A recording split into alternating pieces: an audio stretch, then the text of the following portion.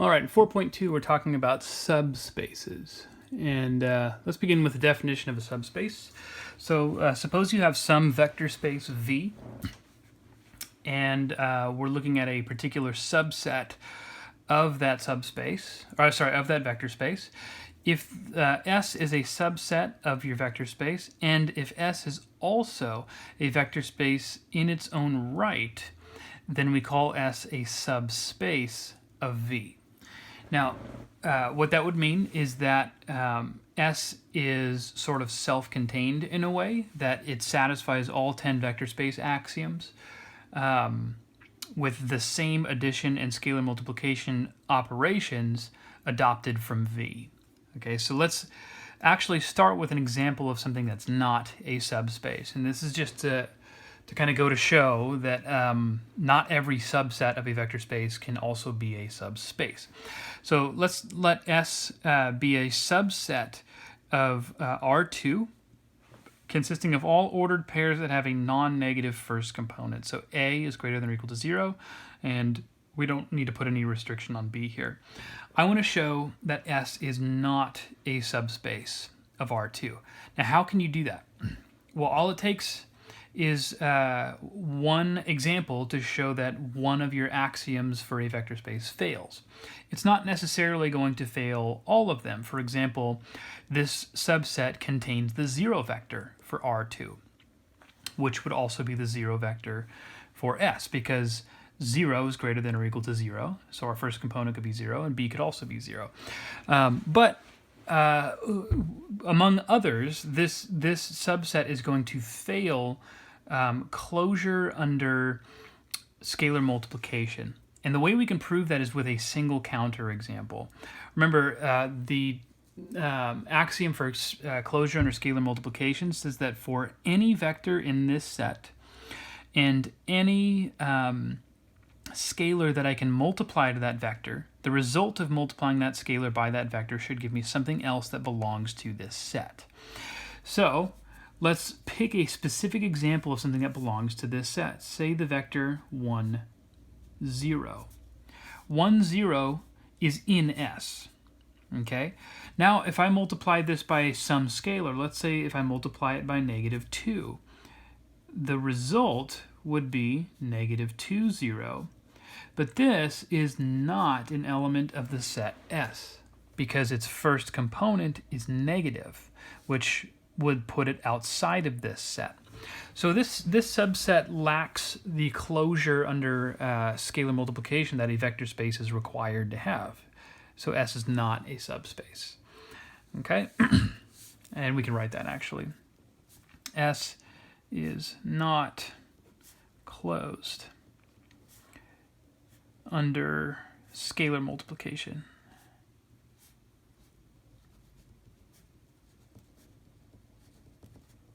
Okay? Now, fortunately for us, it does not take that much to prove that a subset is a subspace. You would think from the definition of a subspace that you'd have to go through and check all 10 axioms. However, according to this next theorem, you actually don't have to prove that many. You only have to prove 2. And the reason for that is because many of the axioms are automatic if S is a subset of a vector space. For example, the commutative property of addition is automatically going to hold if S is a subset of a vector space. And why is that? Well, we know that for any two vectors in a vector space V, let's call them U and V, the commutative property says that U plus V equals V plus U. But if you pick any two vectors in S, let's say A and B, then A plus B would have to equal B plus A as well, because by the definition of what it means to be a subset, any elements of S also belong to V, and so properties like the commutative property, or the associative property for that matter, are automatic because V is a vector space. But which axioms can we not necessarily just assume? Well, let's prove this thing that we're going to call the subspace test to determine which ones actually matter. So this is the subspace test. It's a theorem. Let S be a non-empty subset of some vector space V, then S is a subspace of V if and only if S has closure under addition and closure under scalar multiplication. That's axioms 1 and 6. Those are the only ones that we need to verify if we know that S is a non-empty subset of some vector space V. If we can verify those, then S will be a subspace. So let's prove this. Notice it's an if and only if proof, which means we have two directions to prove. But one of the directions, for one of the directions, there's essentially nothing to prove. So if we assume that S is a subspace of V, then we need to show that both of these axioms are true. However, by the definition of subspace, S is a vector space in its own right, which means it satisfies all 10 vector space axioms. These are two of those 10 vector space axioms, so we automatically have those just by assuming S is a subspace. Nothing to prove there. The other direction is where there's a little bit more to do. So what are we proving in the other direction? We're assuming that this subset S, this non-empty subset S, has closure under addition and closure under scalar multiplication. That's 2 out of 10 vector space axioms that are verified. In order to show that S is a subspace, we need to show that it satisfies the other 8 vector space axioms. However, like I said before we started talking about this theorem, several of those axioms automatically hold simply because the elements of S also belong to V. In fact, and you can go back to section 4.1 to identify which ones of these are which, axioms 2, 3, 7, 8, 9, and 10 are all automatic just from the assumption that S is a subspace of, S is a subset of V. So which axioms are left to prove? Well, we're assuming 1 and 6, and we get 2, 3, 7, 8, 9, and 10 basically for free. That means we need to show axioms 4 and 5 are true by simply assuming that we have closure under both operations. What are axioms 4 and 5? Well, those are the existence of a zero vector and the existence of an additive inverse for every element of S. So we're actually going to prove axiom 5 first, because then we can use that for axiom 4.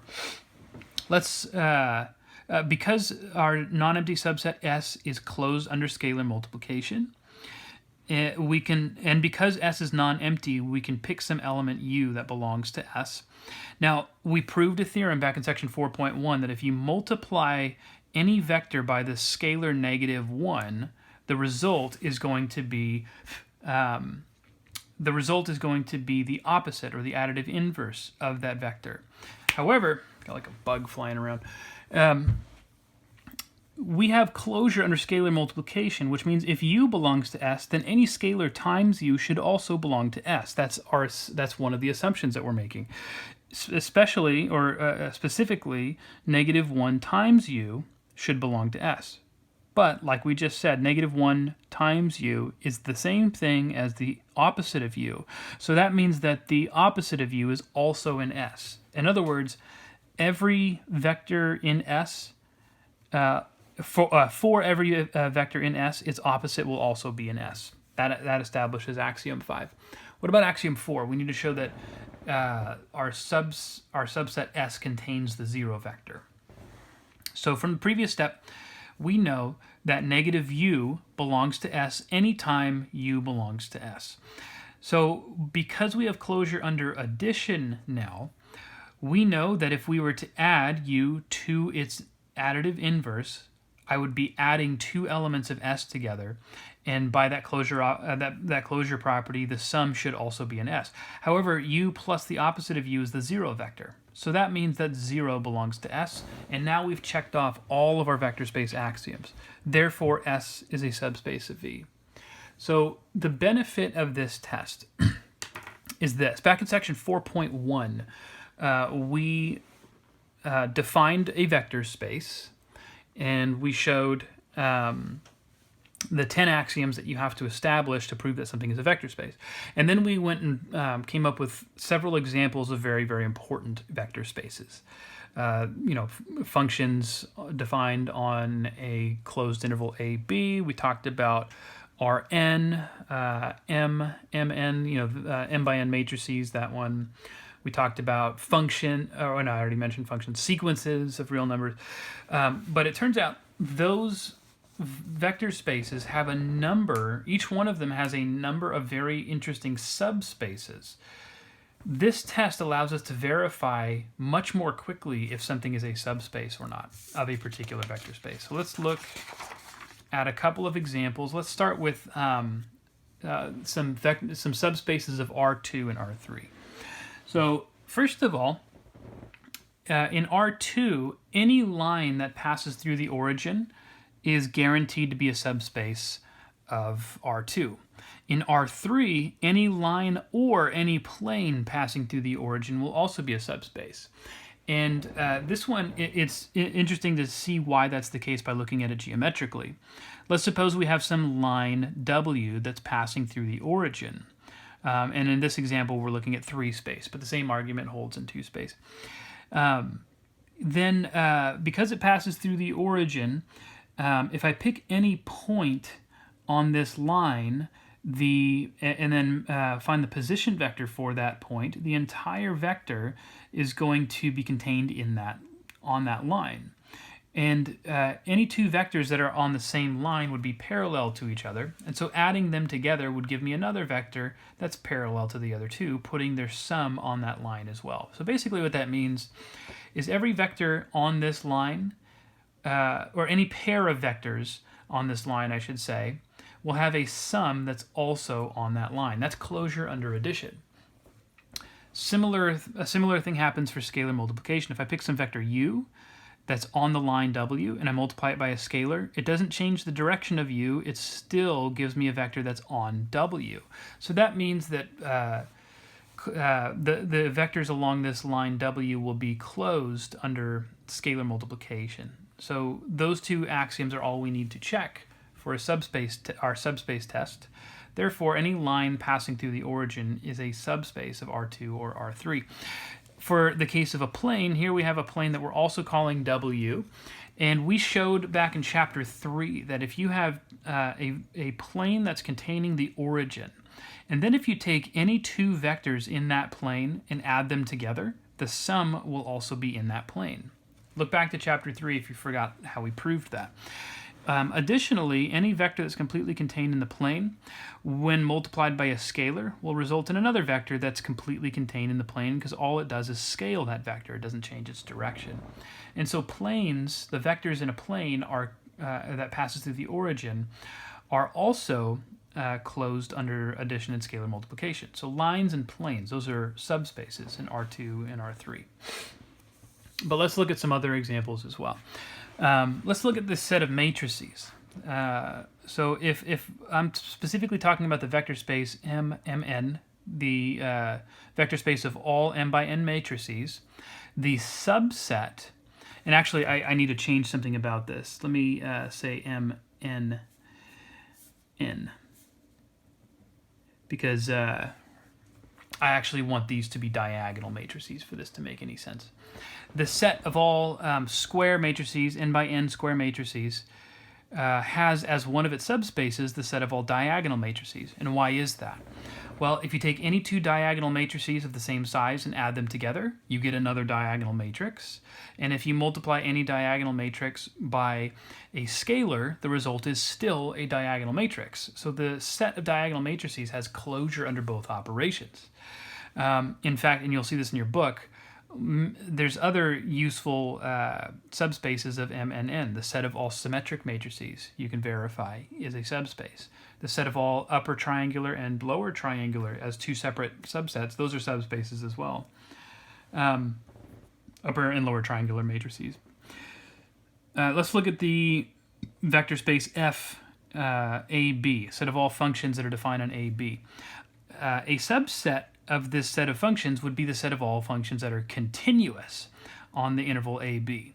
Some of these functions in this subset are continuous on this interval, others are not. They're simply defined on this interval. But this subset will contain only the continuous functions from this subset, or from this set of functions. Now, from calculus, we know that if you add any 2 continuous functions, then the result is a continuous function. And you also know that if you multiply any continuous function by a scalar, the result is still continuous. So what that means is any pair of vectors in this subset, remember vectors in this subset are functions, When added together, give me another vector in this set. Same thing with scalar multiplication. So this satisfies both closure operations, or the closure under both operations, which makes this a subspace of this vector space here. Continuing on with this specific vector space, there's a number of other useful subspaces of this set of functions. CK AB, this is a notation that means the set of all k times continuously differentiable functions on the interval AB. What that means is, and you could probably figure this out by reading it, but it's the set of all functions that have a continuous kth derivative. Okay, so you can take k derivatives of the functions in this set and the result will be continuous. This set here with the infinity is the set of all infinitely differentiable functions on this closed interval AB. These are both subspaces of FAB as well, and the closure operations are just properties of derivatives that we prove in calculus. We also see that if you have m being greater than or equal to n, then CMAB will be a subspace of CNAB. And what we mean by that, remember, it's easier to see that with an example. Let's suppose n is 1 and m is 2.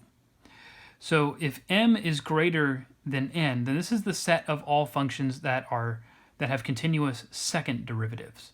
But a function cannot have a continuous second derivative if it doesn't already have a continuous first derivative. So all of the functions that are in this subset will automatically belong to this one as well. That makes this a subspace of this. Okay? Now, these subspaces of FAB have their own useful subspaces as well. So this set here, P, I think your book uses a subscript of an infinity there. I always just use a P because that's what a lot of other authors will use. The set of all polynomials that have real coefficients is a subspace of the set of functions on this interval AB. In fact, it's a little bit more specifically, we can say it's a subspace of this. Because remember, polynomials are defined everywhere, so it's a little bit more informative to view them as subspaces, as a subspace of this. Why is it a subspace? Well, we know that if you pick any two polynomials and add them together, the result is another polynomial. So we have closure under addition here. If you multiply a polynomial by a scalar, then that would be another polynomial. So this has closure under both operations because of that. Notice that polynomials are infinitely differentiable, and so the set of polynomials would also be, let me write this one, would be a subspace of the set of all continuously infinitely differentiable functions on the whole real line. That subspace has its own set of subspaces that are really interesting. So the set Pn, which is the set of all polynomials with real coefficients of degree n or less, is a subspace of P. And again, you can verify that by checking using your subspace test. Notice it says of degree n or less, not just the set of polynomials of degree n. We're going to show in an example that's coming up that if the polynomial only contains, if this set contains only polynomials of one specific degree, it actually won't be a subspace. This diagram here is from your book, and it shows kind of this nested sequence of subspaces. So f from negative infinity to infinity, remember the set of all functions defined everywhere, is a large vector space that we talked about in 4.1. The set of continuous functions is a subspace of that. The set of continuously differentiable functions is a subspace of that. The set of all m times continuously differentiable functions would be a subspace of this one. The set of all infinitely differentiable functions is a subspace of this. And then polynomials Pn, or even just P, would all be contained entirely in here. So there's this interesting relationship between all of these.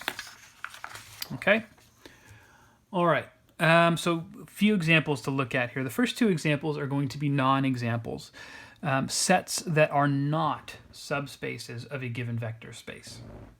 Now, the subspace test is useful for verifying whether or not something is a subspace. But if we want to show that something is not a subspace of a particular vector space, we don't need to use the subspace test for that. We can show that any vector space axiom fails, because that would be all that it takes for S to not be a for our sets to not be a subspace of the vector space we're referencing. So here, it turns out the set of all invertible n by n matrices of the subspace M of the vector space M and N is not a subspace of that set.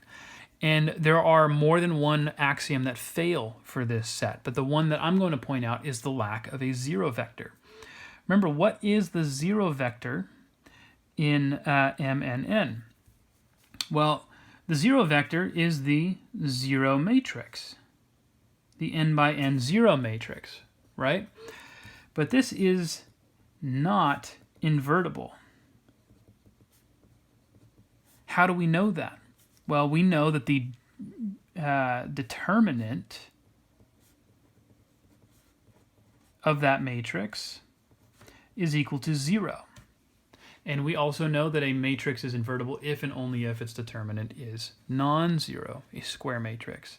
So we already know that this zero matrix is this zero matrix is acting as the zero vector in this space.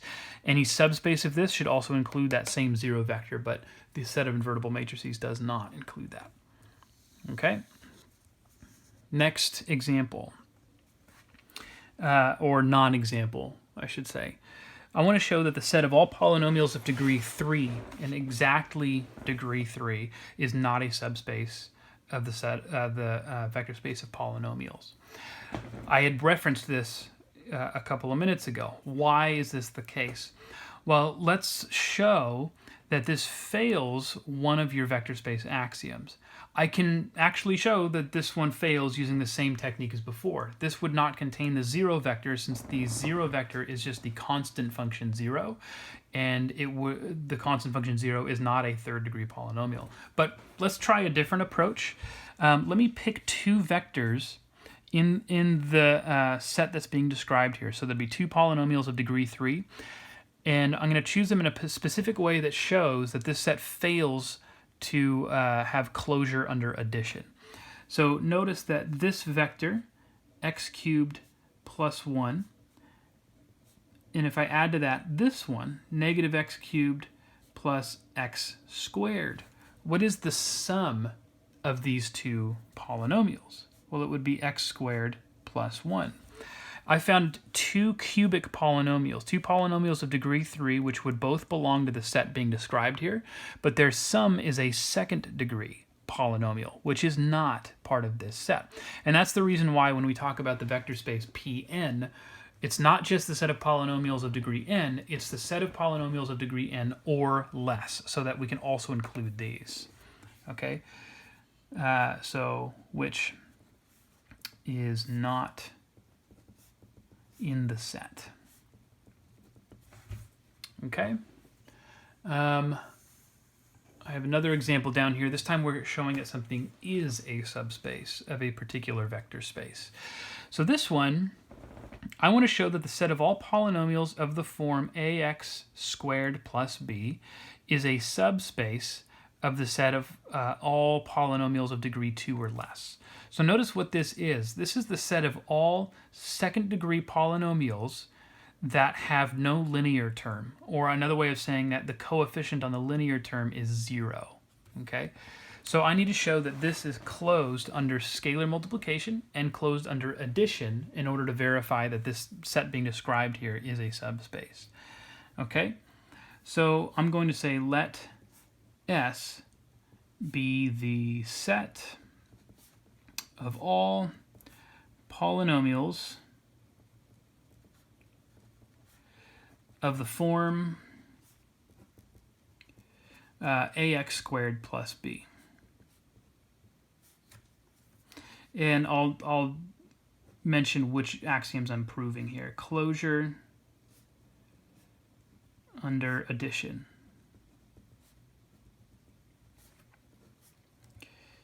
if, let's, actually I don't need the parentheses.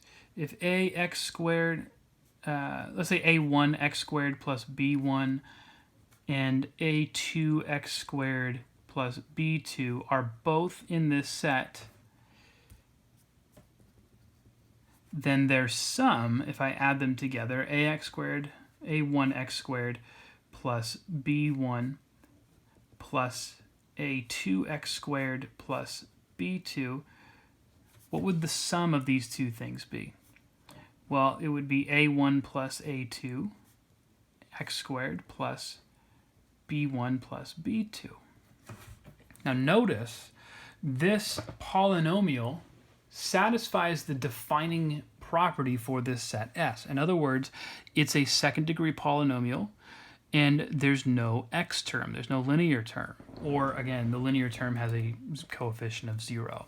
So this belongs to S, and that gives me the closure property. Now what about closure under scalar multiplication? I'll say scalar mult for short. If a x squared plus b is in this set S, and if k is a scalar, then k times that polynomial ax squared plus b, by the way that we multiply functions or polynomials specifically to constants, we get ka x squared plus kb. Notice it's got an x squared term and a constant term, but no x term. So this fits the criteria, the defining criteria for any vector in S. Therefore, I haven't used this notation yet, but if you see this dot, dot, dot in the shape of a triangle, that's shorthand for therefore. S is a subspace of P2. Okay, we'll cover the rest in the next video.